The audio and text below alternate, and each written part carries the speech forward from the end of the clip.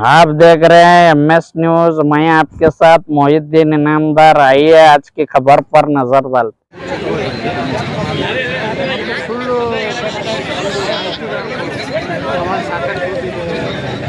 ನಾವು ಅಭಿವೃದ್ಧಿ ಅಂತ ಸುಮ್ಮನೆ ಏನು ಅಂದರೆ ಮೇಜರ್ ಏನದ ಇರಿಗೇಷನ್ ಇಂಥವು ಯಾವ ರಾಜ್ಯಕ್ಕೆ ಅತ್ಯಂತ ಪ್ರಮುಖವಾದಂಥ ಕಾಲ್ಮಟ್ಟಿ ಯೋಜನೆಗೆ ಅನುದಾನ ಕೊಟ್ಟಿಲ್ಲ. ರಾಜ್ಯಪಾಲರ ವಂದನಾ ನಿರ್ಣಯದಲ್ಲಿ ಸಹಿತ ಮುಖ್ಯಮಂತ್ರಿಗಳು ಮತ್ತು ಸರ್ಕಾರ ನಾವು ಕೃಷ್ಣ ಹಾಕೊಳ್ಳೋಕ್ಕೆ ಎಷ್ಟು ಹಣ ಕೊಡ್ತೀವಿ ಅದನ್ನು ಯಾವ ಆದ್ಯತೆ ಅಂತ ಯಾವುದೇ ಸ್ಪಷ್ಟ ಗುರಿ ಇಲ್ಲ.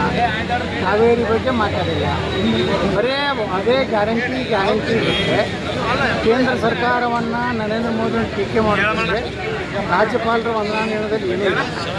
ಇದರ ಅರ್ಥ ಏನೂ ಇಲ್ಲ ಅಂದರೆ ರಾಜ್ಯದ ಬೊಕ್ಕಸ ಖಾಲಿ ಇದೆ. ಯಾವ ನೋಡ್ರಿ, ಇವತ್ತು ಅಲ್ಪಸಂಖ್ಯಾ ಮುಸ್ಲಿಮರ ಒಂದು ಸಾಲದ ಬಡ್ಡಿ ಮನ್ನಾ ಮಾಡ್ತಾರೆ. ಅದು ಉಳಿದೆಲ್ಲ ಹಿಂದುಳಿದ ವರ್ಗದವ್ರು ಮತ ಹಾಕಿಲ್ವಾ, ಇವ್ರಿಗೆ ದಲಿತ ಹಾಕಿಲ್ಲ, ಇವ್ರಿಗೆಲ್ಲ ವರ್ಗದ ಜನ ಹಾಕ್ಯಾರಿಲ್ವ. ಮತ್ತು ಎಲ್ಲ ಜನರು ಬಡವರು ಅದಾರೆ. ಮಾಡೋದಿದ್ರೆ ಎಲ್ಲರಿಗೂ ಸಮಾನವಾಗಿ ಬಡ್ಡಿ ಮನ್ನಾ ಮಾಡಬೇಕಾಗಿ ಒಂದೇ ಸಮುದಾಯವನ್ನು ಖುಷಿಪಡಿಸಲಿಕ್ಕೆ ಇವತ್ತು ಸ್ವತಃ ಸಿದ್ದರಾಮಯ್ಯನವರು ತಮ್ಮ ಜನಾಂಗಕ್ಕೂ ಸಹ ಏನು ಮಾಡ್ತಾರೆ. ಮತ್ತು ಖಾಲಿ ಟ್ಯಾಂಕ್ ಹಿಡ್ಕೊಂಡದ್ದು ಈ ರೀತಿ ತಪ್ಪೇನೈತೆ? ಖಾಲಿ ಟ್ಯಾಂಕ್ ಇವ್ರು ಚಂಬು ಹಿಡ್ಕೊಂಡು ಅಡ್ಡಾಡಿದ್ರೆ 40% CM ಅಂತೇಳಿ ನಮ್ಮ ಬೊಮ್ಮಾಯಿರ ಬಗ್ಗೆ ರಸ್ತೆಗಳಲ್ಲಿ ಕಂಪೌಂಡ್ ವಾಲ್ಗಳ ಮೇಲೆ ಎಲ್ಲ ಬರೋದು. ಇವತ್ತು ಚಂಬು ಹಿಡ್ಕೊಂಡು ಇವರು ಇವತ್ತು ಲೋಕಸಭೆಯಲ್ಲಿ ನೋಡ್ರಿ ಚರ್ಚೆನೇ ಮಾಡ್ತಾ ಇಲ್ಲ ರಾಹುಲ್ ಗಾಂಧಿ. ಯಾವುದೂ ಸಂಬಂಧ ಇಲ್ಲಾರಂಥ ಒಂದು ಪುಸ್ತಕ ಇನ್ನೂ ಬಿಡುಗಡೆನೇ ಆಗಿಲ್ಲ.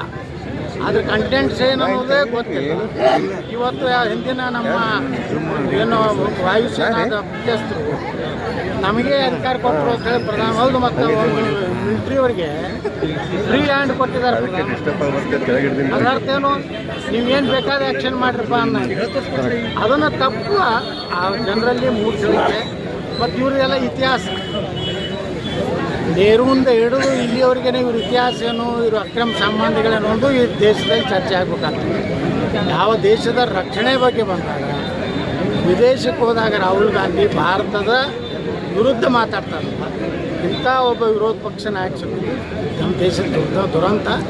ಅದರ ಪೀಳಿಗೆನೇ ಇವೆಲ್ಲ ಕರ್ನಾಟಕದಲ್ಲಿ ಅದರ ಸಂತತಿನೇ ಇಲ್ಲೂ ಕರ್ನಾಟಕದಲ್ಲಿ ಈ ರೀತಿ. ಈಗ ಪ್ರಿಯಾಂಕಾ ಖರ್ಗೆ ಅವರು ಹೇಳಿದ್ದಾರೆ, ಈ ರೀತಿ ಟ್ರಂಕ್ ಖಾಲಿ ಹಿಡ್ಕೊಂಡು ಮೋದಿ ಕಡೆ ಏನಾದರೂ ಹೋಗಲಿ ಅಂತ ತುಂಬಿಸ್ಕೊಂಡು ಬರಲಿ, ಅವ್ರಿಗೆ ಅಲ್ಲಿ ಹೋಗಿ ಕೇಳೋವಂಥ ದಮ್ ಇಲ್ಲ ಅಂತ ಹೇಳ್ತಾರೆ. ನೋಡಿ, ರಾಜ್ಯ ಸರ್ಕಾರದೂ ಪಾಲಿದೆ ಮೆಟ್ರೋದಲ್ಲಿ. ರಾಜ್ಯ ಸರ್ಕಾರ ಬಿಟ್ಟು ಬರೀ ಕೇಂದ್ರ ಸರ್ಕಾರ. ಇವತ್ತು ಇಂಡಿಯನ್ ರೈಲ್ವೆ ಪೂರ್ತಿ ಭಾರತ ಸರ್ಕಾರ.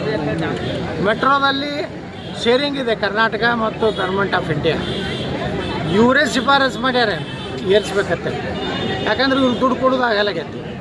ಅದಕ್ಕೆ ಇವ್ರು ತಪ್ಪು ಮಾಡಿದ್ದಕ್ಕೆ ತೇಜಸ್ ಸೂರ್ಯ ಇವತ್ತು ಪ್ರತಿಭಟನೆ ಮಾಡ್ಯಾರ.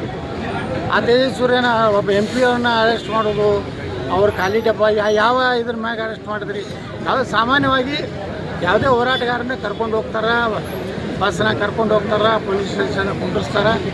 ದೋಸ ಇಡ್ಲಿ ಹೋರಾಟ ಹೋರಾಟ ಇವತ್ತೇನು ಭಾಳ ಹೋರಾಟ. ಹಿಂದಿನಾಗ ನಮ್ಮ ಸ್ವಾತಂತ್ರ್ಯ ಹೋರಾಟಗಾರರು ಏನು ಜೈಲಿಗೆ ಹೋಗ್ತಾರೆ, ಇಲ್ಲೇ ಪೊಲೀಸ್ ಸ್ಟೇಷನ್ಗೆ ಹೋಗ್ತಾರೆ. ಯಾವ ಹೋಟೆಲ್ದಾಗ ಇಡ್ಲಿ ಚಲೋ ಇರ್ತೈತಿ, ಯಾವ ಹೋಟೆಲ್ ತಪ್ಪ ಇಡ್ಲಿ ಹೋರಾಟ ಅಂತ.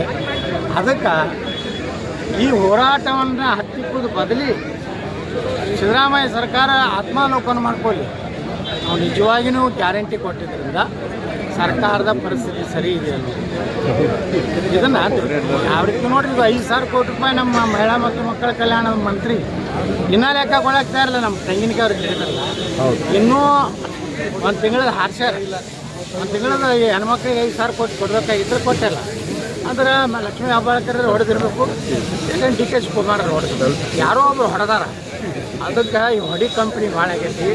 ಈ ರೀತಿ ನಮ್ಮ BJP ಅವ್ರನ್ನ, ಹಿಂದೂ ಕಾರ್ಯಕರ್ತರನ್ನ, ಹಿಂದೂ ಸಂಘಟನೆಯವರ ನೋಡಿ ಹೈಕೋರ್ಟ್ ಹೇಳಿದೆ, ಬಾಂಗ್ಲಾದೇಶರು ರೋಹಿಂಗ್ಯಾಗಳು ಭಾರತದಲ್ಲಿ ಅದಾರೆ, ಕರ್ನಾಟಕದಲ್ಲಿ ಇದ್ದಾರೆ, ಅವ್ರನ್ನ ಹುಡುಕಿ ಕೊಡೋರನ್ನೇ ನೀವು ಅರೆಸ್ಟ್ ಮಾಡ್ಲಿಕ್ಕೆ. ಅಂದರೆ ಈ ಸರ್ಕಾರ ದೇಶದ ಹಿಂದೂಗಳ ವಿರುದ್ಧ ದ್ವೇಷವನ್ನು ಸಾಧಿಸಬೇಕಾದ್ರೆ ಇದು ಅಂತ್ಯಕಾಲ ಬಂದಿದೆ. ಇವತ್ತೇನು ದಿಲ್ಲಿಗೆ ಹೋಗ್ಯಾರಲ್ಲ DK ಶಿವಕುಮಾರ್, ಇದು ಸರ್ಕಾರದ ಪತನದ ಮೊದಲ ಹೆಜ್ಜೆ ದಿಲ್ಲಿ ಪಯಣ.